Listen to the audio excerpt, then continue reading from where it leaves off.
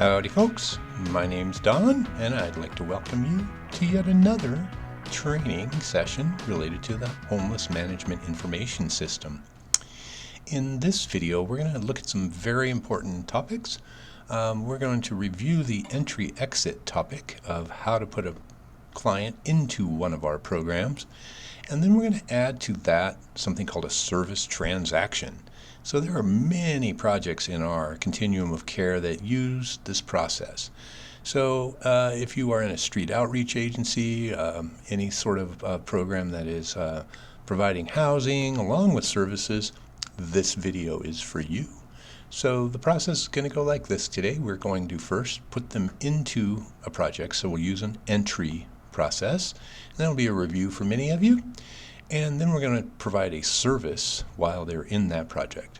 Then we'll talk about exiting the person from that project, and we'll wrap up today's training. So, like usual, I recommend you sit back and watch the whole video from beginning to end without really trying to copy what I'm doing. And then when you have a chance, sit down, open up your version of the training site, and give it a try with a fake client and some fake data, and make sure that you can review the video so you can stop and start the video as needed. But it's always a good idea to watch it from beginning to end just to see where we're going today. So enjoy the training, and like always, reach out if you have any questions. So I'm going to start this entry, exit, and service transaction process today by finding the client that we are serving. So I'll click the client's module button and I get my client search, and today I am looking for the person known as a smiling person. Everybody wants to work with them, I bet. And when I search for them in our client search field, I locate them. They're down there in my client results panel, and I can go ahead and click on their name. Now the database will take me to their profile, and then I can take a look at the summary tab. And we can see that this person is fairly new to our system. They haven't been entered in very many projects yet, and there's not very much demographic data there. And that's okay. That's what I'm going to do today. So when I want to enter people into projects, I've said this before, you can do it more than one way. This database, like most software, will give you more than one way to do things. You can simply push the Add an Entry button right here in this panel and put them into your project. But I will say it again, I prefer the tab at the top. So if I go to the top and click Entry Exit, you'll notice I've got that same button there, but eventually I'm going to have many more tools and more ability to modify things. So I just like to get people in the habit of using that tab. So it's true, I am going to add an entry. I'll click that button. And now I just have a chance to make sure that I have the right person chosen. If there's a family, I can go ahead and click the button that would be in front of the family description, and it would include all the folks in this record.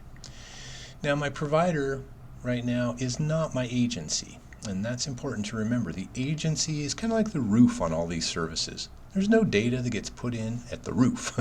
So when we pull that menu down, you'll see all of the projects that my fictitious agency conducts. And we are in a street outreach project today, so we're working with Shakedown Street Outreach. So that is the provider that I'm choosing.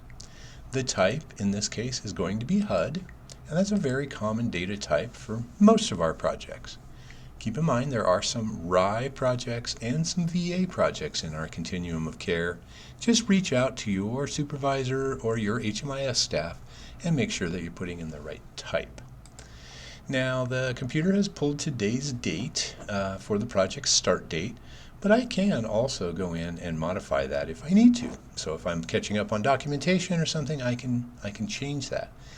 I will just caution that you need to make sure that that date jives with other things in the database, like for example when the person was put in the database, when their household might have been created, and other entries. So I'm going to leave it alone, but once again, if you need any help with things like dates and making all of this work, just reach out, we'll help you. So moving on, I'm going to push save and continue. And now I have my chance to enter friendly or smiling person into this project. So we're going to scroll on down, And the first field that we notice is the current living situation. So I'm going to go ahead and add that. Their current living situation, sadly, is that they are in a place not meant for habitation. So they are what we would call unhoused. Now, there are a few other questions there that we can ask that will help things out. And sometimes that living situation does need to be verified. Just reach out and talk to your staff and your HMIS folks and see if you need to fill that in. In my case, I don't have to. All right, so we'll go ahead and go from top to bottom and fill those in. The start date for this current living situation is today's date. The information date, that's the same. That's today. That's when I'm putting the information in. Now, I'm not going to have to verify this, but is the client going to have to leave their current situation within 14 days? That's a no answer. Has a subsequent residence been identified? No. Does the individual have family or resources to support them? No. Does the client have a lease? No. So there might be cases where you'll answer differently on some of these. This is kind of a general purpose data set, so you might be answering differently in different situations. All right. And I don't have to put in any location details. So once again, just look for some guidance if you don't understand all those questions. I'm going to go ahead and push save, and you'll notice that their current living situation is now enrolled in this data set. Date of engagement is up to each community to set, each project. We are at the Shakedown Street Outreach program. We are starting a plan with this client so we can put the date of engagement in there. And with street outreach, that's an important piece of data. We want to make sure that we have formalized work that we're doing with them. So I put today's date as the date of engagement. And now we're going to go ahead and put in some of that demographic information. So this is a single individual, so they are the head of household, and their relationship to themselves is themselves. And I'm going to go ahead and I'll put in their birth date.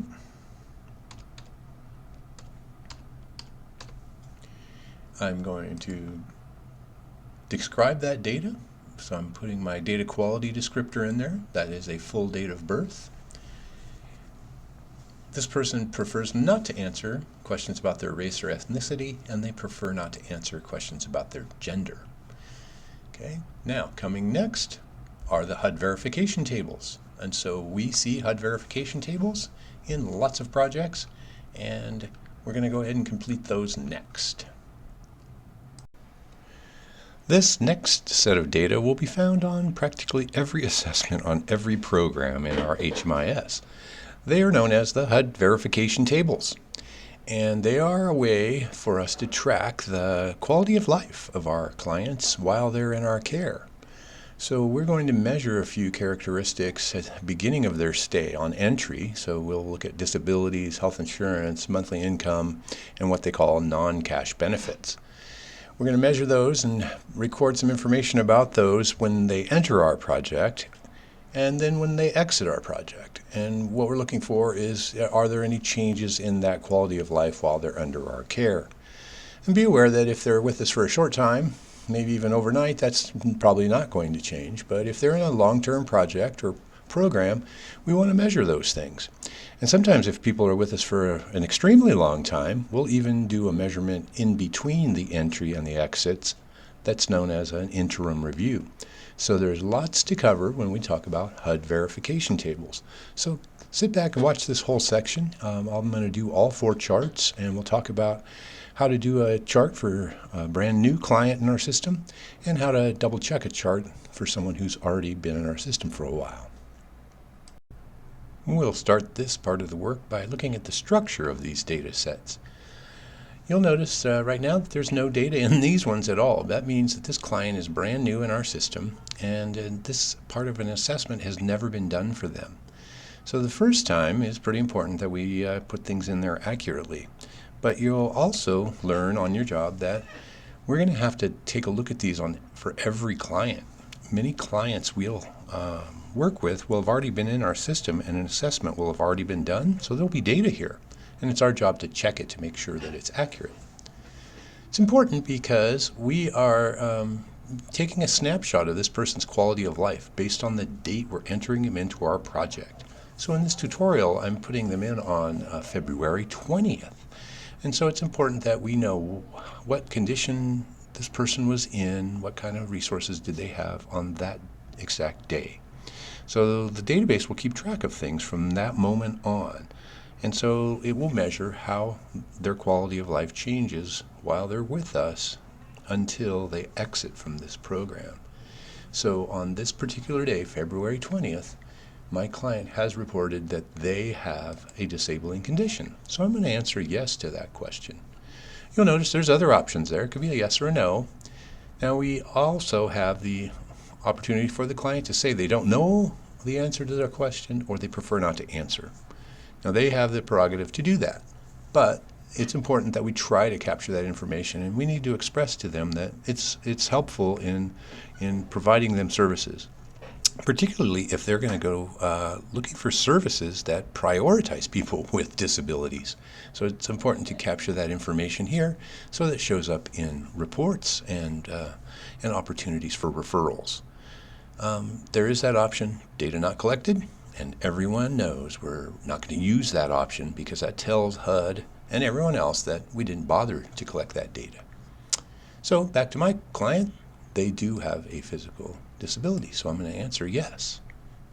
Now, regardless of the answer to the question, I'm immediately now going to go over to the HUD verification link, and you'll notice right next to it is an angry looking red triangle.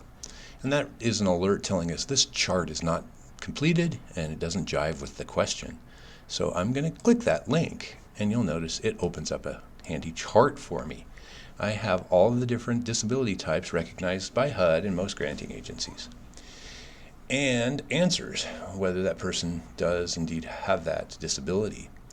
All the dots are in the incomplete column right now, and we know that's why that red triangle is appearing there. We know we're not going to put any dots in this column, data not collected, but we do need to put dots in the others.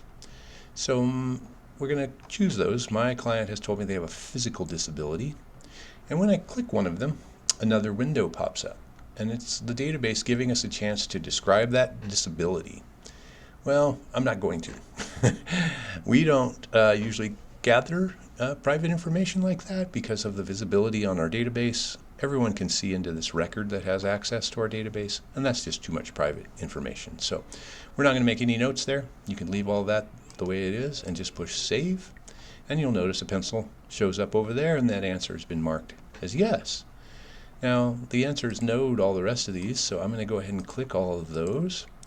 And if you're a video game veteran, you'll notice this is a lot like a video game. I'm clicking all these dots right now. If you like doing that, it's totally an easy way to fill out this chart. On the next chart, though, I'll show you a little trick to make it easier. So I double check my chart. I've got my one yes for physical disability, no's in the rest of the columns. I'm going to push save and exit. And now when I return to my assessment, you'll notice that there's a nice green check mark next to HUD verification, indicating that the chart's filled out and that it is in agreement with the question up here. All right, so we'll move on down. The next question is this client covered by health insurance? And once again, in my case, it is yes. My client is receiving OHP, which is our state health insurance. It's part of Medicaid. So once again, regardless of the answer, I'm going to immediately go to the HUD verification chart, and you'll notice we have all those incomplete answers again. Well, to save some time, I'm going to move all of them to one column. Most of the answers are going to be no, so I push no, and you'll notice all the dots move over there. It's a little time saver, and then all I need to do is click yes in front of the one kind of insurance that they're receiving. So I save a little time. Unless you like clicking those little dots, by all means, go crazy. So I'm going to push save and exit again, and I'm back to, sometimes it goes a little slow. But you'll notice I can come back and I can double check again that I have an answer of yes, that they are covered by health insurance, and my HUD verification table looks happy. So I'm going to come down to income next. Now, you'll notice there's two questions there. Percentage of AMI, which is the area median income, and we'll do that in the second step of this chart. So they ask, do they have income from any source? And in my case, I'm going to say yes. My client has reported they do get some income.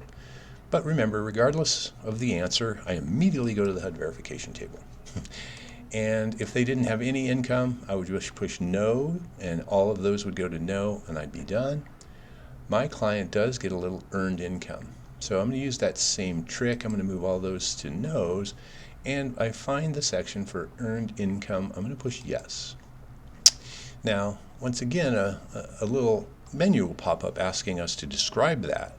Well, the only thing we have to put in there is the monthly amount. So my client makes $1,230 a month.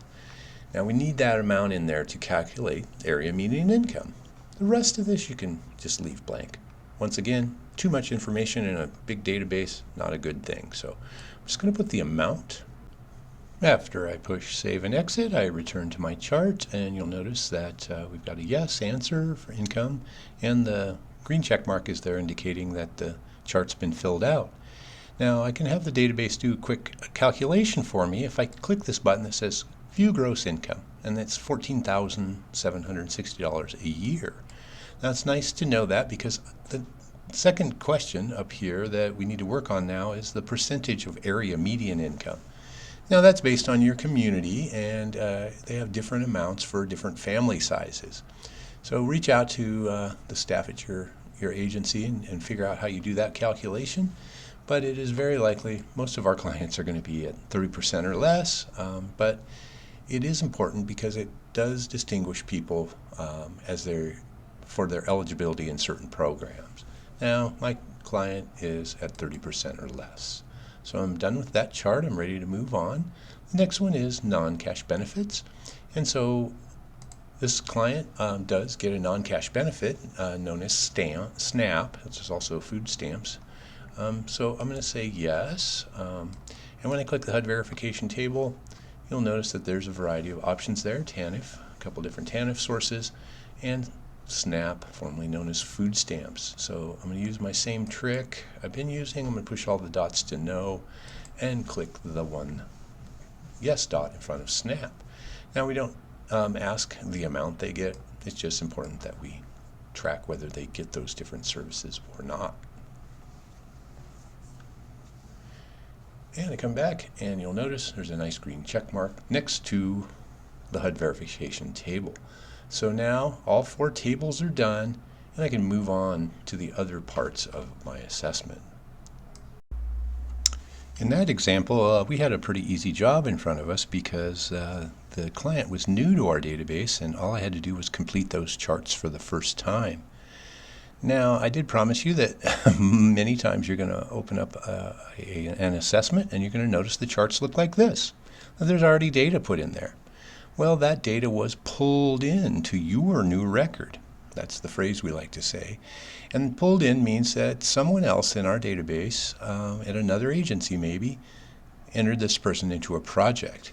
And you'll notice what was true about that client on this date is in the database now. And we need to enter the same information about our client for our program. So it's important to note that right now I'm putting this in on February 5th. Well, what's true about my client may or may not be the same. Well, if it is, in this case, I would leave that chart, because later when I push verify and then save and exit on this record, it's going to put a stamp on it that says what's true about that person now. So when I look at my client intake paperwork, I need to double check to see if anything's changed. So in this scenario, I'm going to talk about my client. They had reported back on September 23rd that they had a physical disability, and in the subsequent months they have been diagnosed with a chronic health condition. And so you'll notice in the chart it says no right now. So that was true on September 23rd. In this case, I'm going to need to modify this chart. And so here's what we're going to do. We're going to go in there and we're going to put an end on the no answer for chronic health condition. And then we're going to start a new record that says yes. So I can do this in a variety of ways. you notice there's a pencil there, and so that means at any time in a database you see that pencil, that means you can go in there and edit. But I do also like to show people that there's a way of looking at the whole chart by clicking on the magnifying glass. And it's helpful sometimes if you're working with someone who has an extensive presence or record in our database, that you can see all the different edits that have been made. So you can see that they have this physical disability, and that's still true. But the chronic health condition record is not true anymore. So I'm going to go in and I'm going to edit that record. Now, it started the first time someone put the client into the database, and it's going to end on the day before we interviewed them. So my agency, we interviewed them on the 5th, and we determined then that they have a chronic health condition. So I need to end that no answer. So I'll save that. And you'll notice there's now an end date there. But this table is incomplete now because the database doesn't know if this person has a chronic health condition. So I'm going to add a record. That disability type is going to be a chronic health condition. Starting on this date, they do. It is a yes. Right? I don't need to put any more information in there. And I definitely don't need to put an end date because that is true from now on. So the database will look at this and say, starting on March 5th, this person has a chronic health condition. So it's kind of helpful to note that the original one should expire or end at least a day before the new one starts. That makes the database happy. So if I push exit, you'll note that I come back out and that chart has been updated. But you notice there's a little red triangle there, so that means I need to go in there and see why isn't it happy. Well, it needs to confirm that. So I'm going to put a yes there in the chart, and now we exit, and you notice that the red triangle has gone away. Now there's always more than one way to complete these charts. That's the simplest way that I've found, but I bet as you do your work you'll find lots of different ways to make the charts happy. What's important is that we do have a accurate snapshot of this person on this date. Now, there's nothing has changed about their health insurance, so I can move on. And there has been a very slight change in their income. So we're going to go in there and we're going to look at that chart as well. So I can go into monthly income, and you'll notice that this person didn't have any income until January 21st. Then they got a job and they started making some money on January 22nd, and they're currently still making $1,250 a month. So that's accurate. Now this person has just recently started receiving some pension benefits. So I'm going to go to this record. This is pension, and I'm going to go ahead and edit that just like we did before. So I'm going to go in and I'm going to say on March the 4th, when we interviewed this person, they've reported to us that they are now getting some pension benefits. So I'm going to put an end to that no answer, just like we did before with that other record. And now I'm going to add a new one starting on the 5th. And it's their pension income. And they're now making $470 a month from that pension income. The answer is going to be yes, and it starts here on March 5th. And once again, I don't need to fill in any more information than that. So when I push save, that bit of income now will be added to their total. So if I exit and I go out and I do a view gross income, their income should be reflective of those two sources. Right? So that is still probably less than 30% of area median income for my community. So that chart's done and it's happy. There's no red triangle there. I'm ready to move on. They have no changes in non-cash benefits. Okay, they were getting SNAP before and they're still getting SNAP. So I'm ready to move on to the next part of my assessment. Once we've dealt with those HUD verification tables, it's time to move on. So I'm going to go ahead and include this client's prior living situation, and so that's defined as where did they spend the night last night, and this person is in a place not meant for habitation. They have been in that place for about 7 months, so that's more than 90 days but less than 1 year. And 7 months ago is going to be about October 2025. They gave me an approximate date. I'm going to go ahead and put in the rest of the data that they gave me. They told me they've been unhoused twice and that it's been more than 12 months that they've been unhoused or on the streets. So that information, like we've said before, is important to capture. We want to make sure that's accurate according to the client's story. That helps us decide and identify whether they are chronically homeless. So chronically homeless individuals can be identified using this data in a variety of different ways. So some of our programs and projects prioritize people that are chronically homeless, and we're going to want to make sure we do that accurately. Okay, so moving on, I've got the enrollment COC. That is always 503 Central Oregon. This person is in Deschutes County, and they are in Bend. Okay. The next section is on the questions about domestic violence, and this person does not identify that they are a survivor of domestic violence. If they do say yes, we need to ask the questions, when did this experience occur, and are you currently fleeing? So if there's a yes answer to survivor of domestic violence, and it's a recent event, and they are currently fleeing, we need to reach out and talk to some fellow staff members about how we might refer that person for some extra help. Okay, but once again, just talk to the folks that you're working with, and we'll resolve that. So I've gotten to the bottom, and we see the buttons that I would like everyone to pay attention to now. We want to click Verify and Save Data. And when I do that, I'm basically telling the database that me, as a human, has gone in and I've checked all of this data. And I'm verifying that it's true, and I've done my best job to put it in there.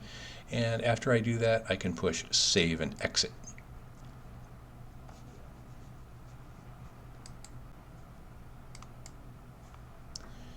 When I click Verify and Save, I'm telling the database that I am vouching for all of the information that I just put in there. I'm a human, and I've looked at this static record and done my best to be accurate and put all of these pieces of data in there.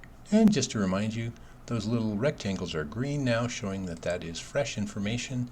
And if you click on one of them, you can see who put in the data and when. So that helps us as we're tracking the data in our database. Next step, of course, is to push Save and Exit. And when I do, you'll notice I come right back to my Entry-Exit panel, and I can see that this person has been entered into this project starting here on March 5th, and they are currently in the project because there's no exit date. And eventually you will learn that we have something called interims and follow-ups, and you might be using those buttons. So that's the reason I like to use the Entry-Exit tab, is it shows us all this information in one place. So I'm going to go ahead and exit that panel, and if I go back to that person's summary page now, you'll notice that that shows up here in this panel on their main page as well. So if you have any questions, as always, let's reach out and get together, and we'll clarify any problems that you might have.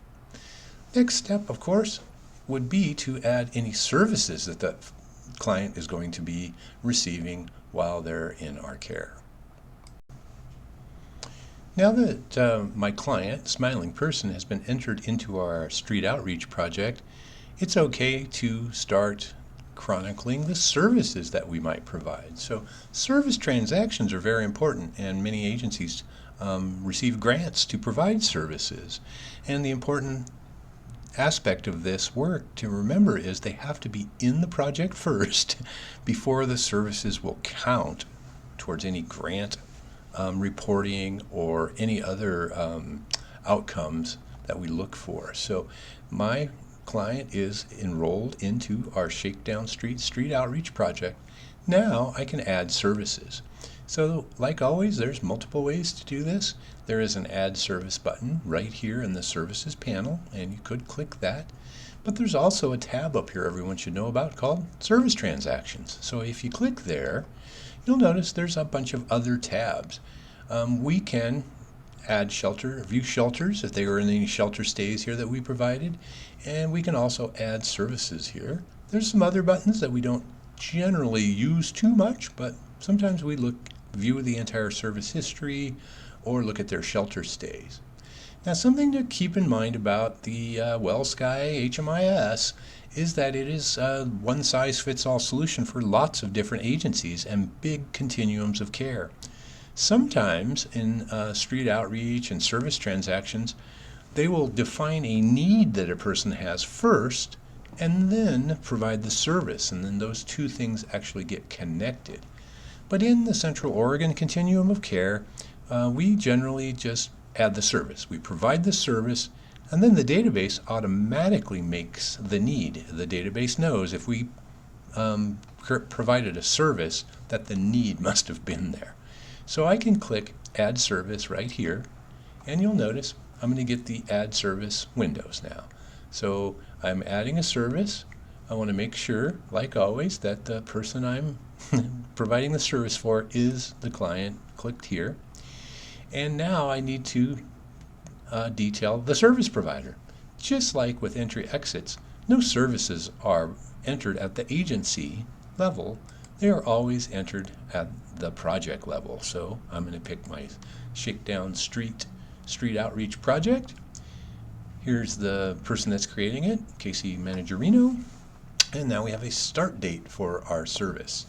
Now, most of our services that we provide are kind of a one and done situation where we provide a service, it's done, and we move on. That's what I'm going to do today. I'm going to pick a service type that is case care management. Like, I'm going to go and we're going to just talk to this person. We're going to do a little of advice, help them maybe fill out some forms, and we're going to be done. So the start date is on 3/5, and the end date is going to be the same. So if I click this little icon here, the start date and the end date of that are the same. Now, it's very important that we make sure that these start dates and end dates coincide with the dates that they are entered into our project. For example, if someone was entered into the project on March 5th and I tried to put a service in for February 10th, the database would not recognize that. So this database is all organized around dates and when things happen and what is true on certain dates. So just be sure that the dates for services fit within that time that they are entered into projects. So that's why it's always a good idea to enter them into a project first and then worry about the services next. Now, I'm going to go ahead and move on. I've put in the service provider, the dates, and the type of service. I'm going to push Save and Continue. And when I get in there, we'll notice that we can edit that service now. So there are a bunch of different features in these service transactions, and each agency might be doing things just a little bit differently. I'm going to show a basic service transaction in this training, but reach out to your fellow staff members and supervisors and HMIS staff to see if we're doing anything different. And I'll try to talk about some of those things as we go.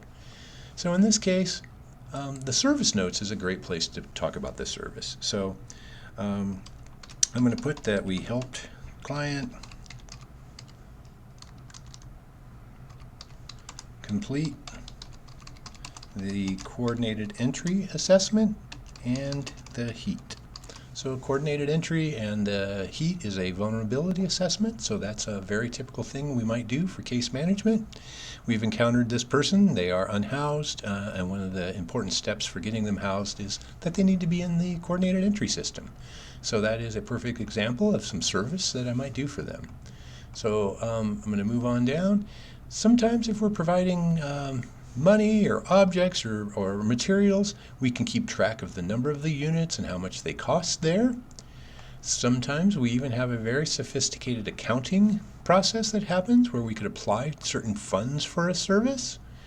And there are a lot of other opportunities for agencies to keep track of commitments that they might make, any documentation that they need to complete. This section of a service transaction allows me to organize a follow-up. So if I want to follow up with a client, I can put in a date here and the user, and then my HMIS will remind me to go out and do that follow-up. And those follow-ups show up on the home page of my HMIS login. I'm not going to do that this time, but I'm going to get to the bottom, and this section down here, need information, this needs to be completed regardless of what kind of service transactions you're doing. So remember, there might be various different things that agencies do in the middle part of this form, but we're all going to complete the end.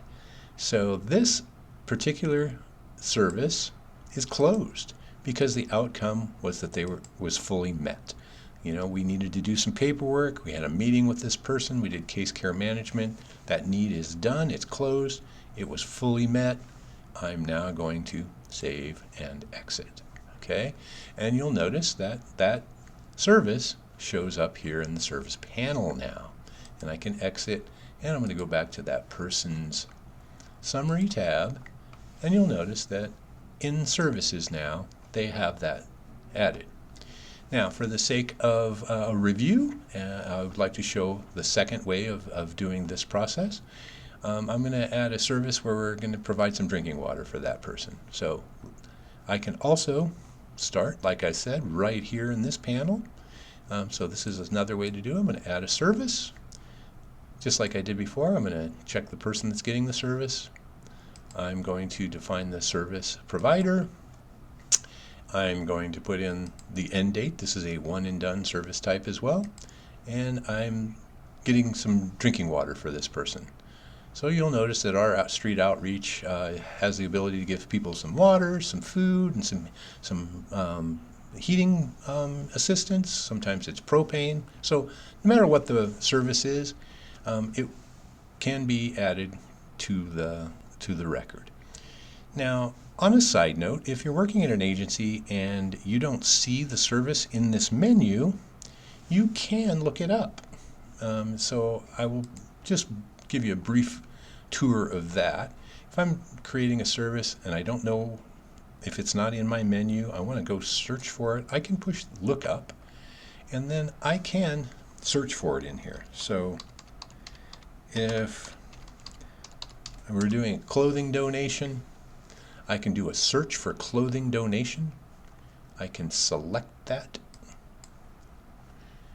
and then submit. And you'll notice when I come back, the service type is a clothing donation program, and I can move on with my work. Now, you can find just about every possible service capable of being provided to human beings in that lookup table. If you find that you're looking things up frequently, contact us here at Neighbor Impact, and we'll be happy to change this menu for you so that it contains more of the items you might be looking up. But today we're going to do drinking water, so I'm going to choose that, and I'm going to push save and continue. And like usual, I am now going to put in some service notes. We provided 10 gallons of drinking water. And remember, that section of notes can include anything that you're providing as a service. Just keep in mind that since it is an open record in a database used by many people, you wouldn't want to put any super sensitive or private information in there. So 10 gallons of drinking water are in the service notes. I'm going to scroll on down, and I'm going to tell that need status is closed and it has been fully met. And I'm going to save and continue. And you'll notice when we come back to the service tab, where I can look at services, I can check out all the different services that this person has been receiving from Shakedown Street.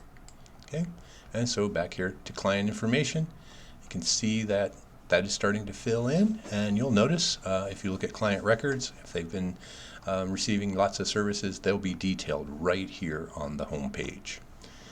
So I hope that gives everybody a way to get started, and just want to remind you that you want to make sure that your client has been entered into the project first, and that these dates correspond with the services. So we're entered into the project, And then we provide services to the client, and as long as the dates for the services are within the range of the time they're in the entry, we're in good shape. Thanks for your attention to this, and always, like always, reach out if you have any questions.